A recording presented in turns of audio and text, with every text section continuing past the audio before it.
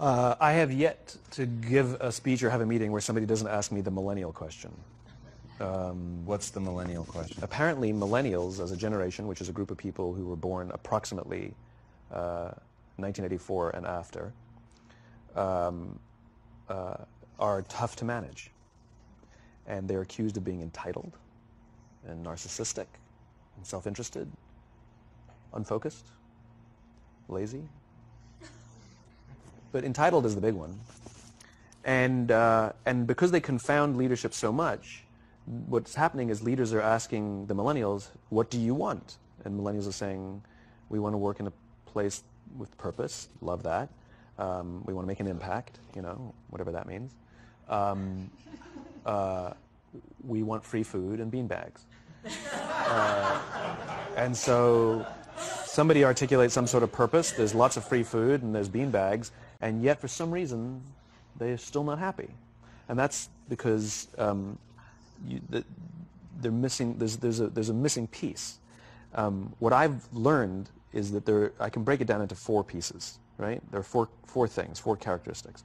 One is parenting, the other one is technology, the third is impatience, and the fourth is environment. The generation that we call the millennials, too many of them grew up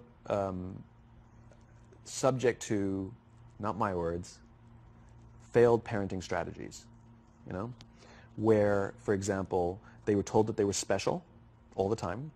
They were told that they could have anything they want in life, just because they want it, right?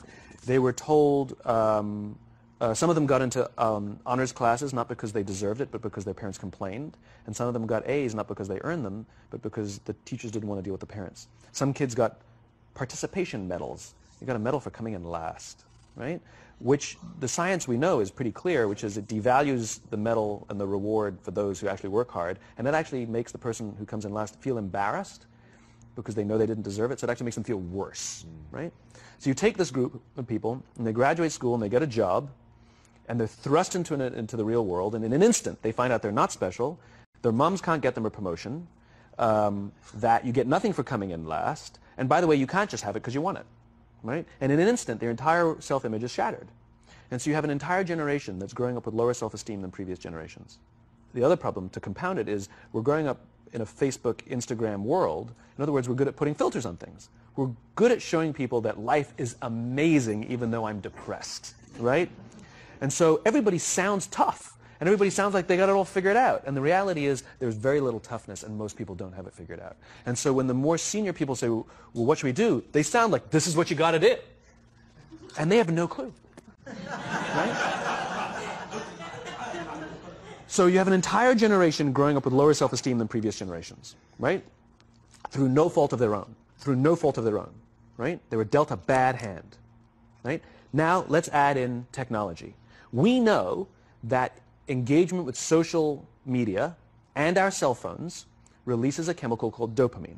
That's why when you get a text, it feels good, right? So, we've all had it where you're feeling a little bit down or feeling a bit lonely, and so you send out 10 texts to 10 friends, hi, hi, hi, hi, hi, because it feels good when you get a response, right?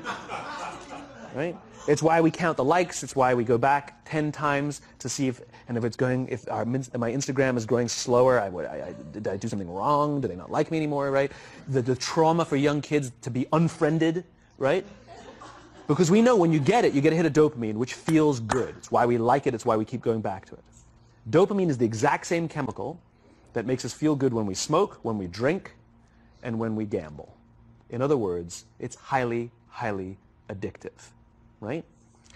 We have age restrictions on smoking, gambling, and alcohol, and we have no age restrictions on social media and cell phones, which is the equivalent of opening up the liquor cabinet and saying to our teenagers, hey, by the way, this adolescence thing, if it gets you down. But that's basically what's happening. That's basically what's happening, right? That's basically what happened. You have an entire generation that has access to an addictive, numbing chemical called dopamine through social media and cell phones as they're going through the high stress of adolescence. Why is this important? Almost every alcoholic discovered alcohol when they were teenagers. When we're very, very young, the only approval we need is the approval of our parents. And as we go through adolescence, we make this transition where we now need the approval of our peers. Very frustrating for our parents, very important for us. It allows us to acculturate outside of our immediate families into the broader tribe, right? It's a highly, highly stressful and anxious period of our lives, and we're supposed to learn to rely on our friends. Some people, quite by accident, discover alcohol and numbing effects of dopamine to help them cope with the stresses and anxieties of adolescence. Unfortunately, that becomes hardwired in their brains, and for the rest of their lives, when they suffer significant stress, they will not turn to a person, they will turn to the bottle.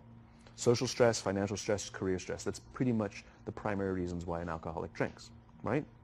What's happening is because we're allowing unfettered access to these dopamine-producing devices and media, basically it's becoming hardwired, and what we're seeing is as they grow older, too many kids don't know how to form deep, meaningful relationships.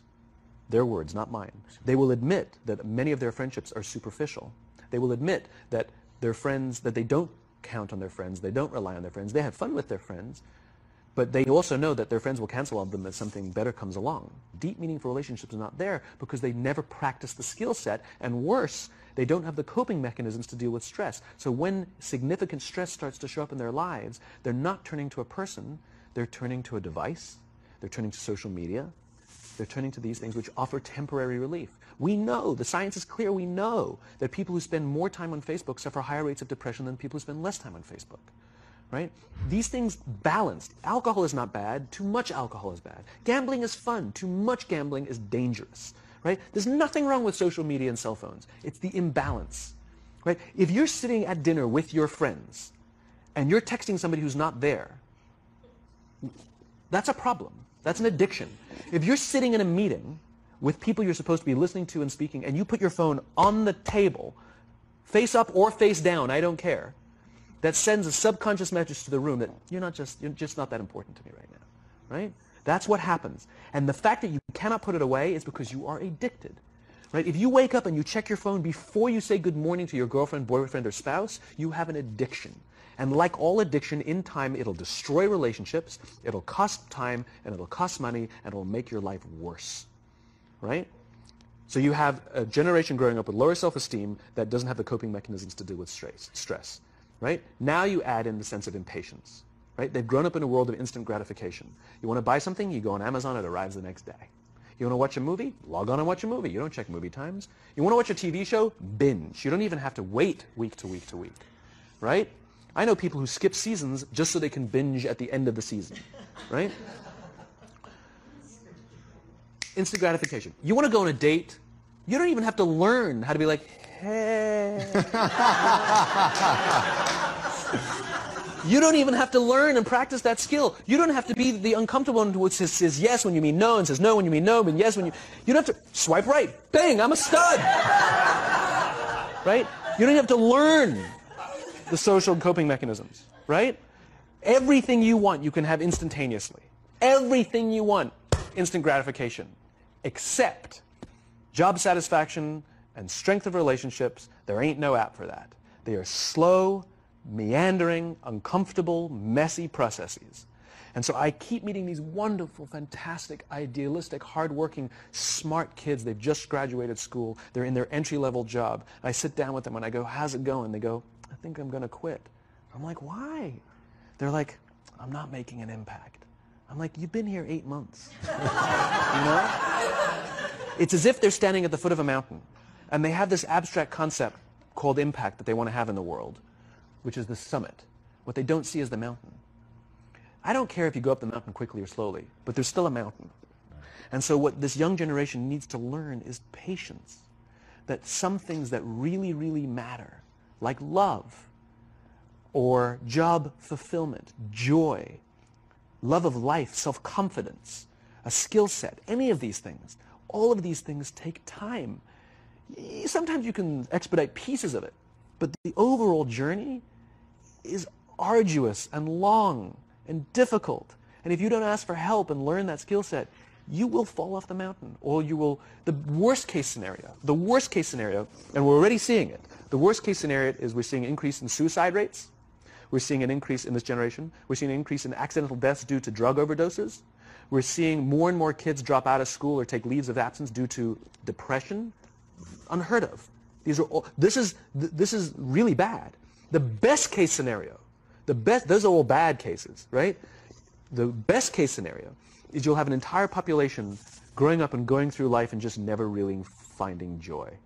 They'll never really find deep fulfillment in work or in life. They'll just waft through life, and it'll be just, it's fine. How's your job? It's fine. It's the same as yesterday. How's your relationship? It's fine. Like that's the best case scenario, which leads me to the fourth point, which is environment, which is we're taking this amazing group of young, fantastic kids who were just dealt a bad hand. It's no fault of their own. And we put them in corporate environments that care more about the numbers than they do about the kids. They care more about the short-term gains than the long-term life of this young human being. We care more about the year than the lifetime, right? And so we are putting them in corporate environments that aren't helping them build their confidence, that aren't helping them learn the skills of cooperation, that aren't helping them overcome the challenges of a digital world and finding more balance, that isn't helping them overcome the need to have instant gratification and teach them the joys and impact and the fulfillment you get from working hard on something for a long time that cannot be done in a month or even in a year. And so we're thrusting to them in corporate environments, and the worst part about it is they think it's them. They blame themselves. They think it's them who can't deal. And so it makes it all worse. It's not. I'm here to tell them it's not them. It's the corporations. It's the corporate environments. It's the total lack of good leadership in our world today that is making them feel the way they do. They were dealt a bad hand, and I hate to say it, but it's the company's responsibility. Sucks to be you. Like, we have no choice, right? This is what we got, and I wish that society and their parents did a better job. They didn't. So we're getting them in our companies, and we now have to pick up the slack. We have to work extra hard to figure out the ways that we build their confidence. We have to work extra hard to find ways to teach them the social skills that they're missing out on. There should be no cell phones in conference rooms. None. Zero. And I don't mean the kind of like sitting outside waiting to text. I mean, like, when you're sitting and waiting for a meeting to start, this is what we all do. We all sit here and wait for the meeting to start. Meeting starting? Okay. And we start the meeting. No, that's not how relationships are formed. Remember we talked about it's the little things? Relationships are formed this way. We're waiting for a meeting to start and we go, how's your dad? I heard he was in the hospital. Oh, he's really good. Thanks for asking. He's actually at home now. Oh, I'm really glad. It was really amazing. I know, it was really scary for a while. That's how you form relationships.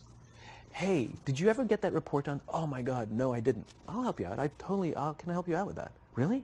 That's how trust forms. Trust doesn't form at an event in a day. Even bad times don't form trust immediately. It's the slow, steady consistency.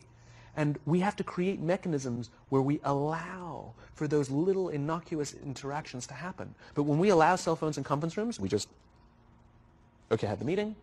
And then my favorite is like when there's a cell phone there and you go like this, you go. It rings and you go.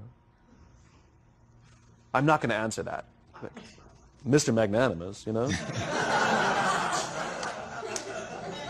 When you're out for dinner with your friends, like I do this with my friends. When we're going out for dinner and we're leaving together, we'll leave our cell phones at home.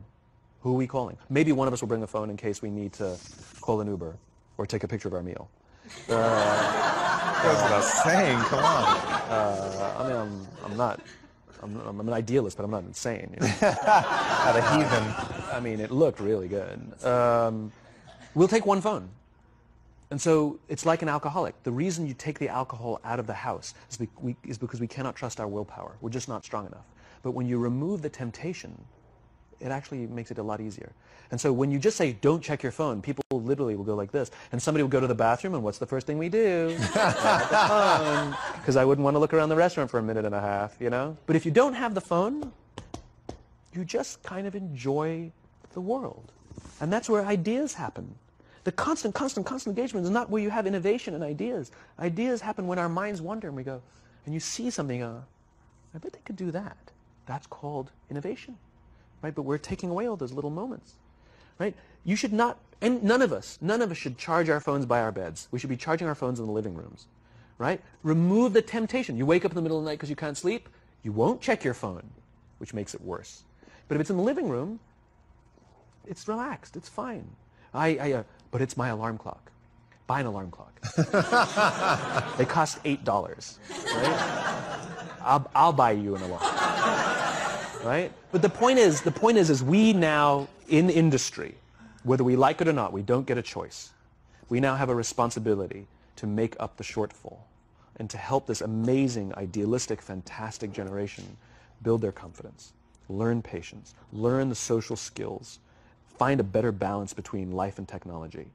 Because, quite frankly, it's the right thing to do.